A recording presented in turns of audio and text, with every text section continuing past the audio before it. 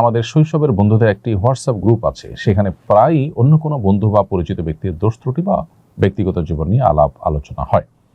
প্রশ্ন হলো, এটা গীবতের অন্তর্ভুক্ত হবে কিনা? উত্তর হলো, এটাও গীবতের অন্তর্ভুক্ত হবে। রসিকতা করে, দুষ্টমি করে, বন্ধুরা আড্ডার ছলেও যদি কারোর সমালোচনা করেন যেটা তিনি শুনলে কষ্ট পেতেন বা যেটা তার দোষ, তাহলে সেটা গুনাহের কারণ হবে। কারণ দোষ তার সামনে বলে তাকে সংশোধন করা যেতে পারে।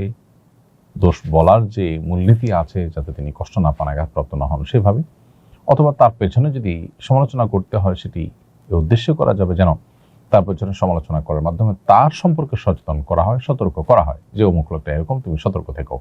কারোর যদি সেরকম তার সাথে লেনদেন, উঠা বসা বা সম্পর্ক থাকে, তাহলে তাকে সতর্ক করবার উদ্দেশ্যে এটি করা যেতে পারে। অন্যথায় এটা সুস্পষ্ট গীবতের অন্তর্ভুক্ত হবে। কারণ নবী সাল্লাল্লাহু আলাইহি ওয়াসাল্লাম বলেছেন, যিকরুকামা আখাকামা ইয়াকরাহু, তোমার ভাইয়ের এমন কোন বিষয়ের আলোচনা যদি তুমি করো তার অগোচরে, যেটাতে তিনি কষ্ট পাবেন, সেটাই কিন্তু গীবতের অন্তর্ভুক্ত।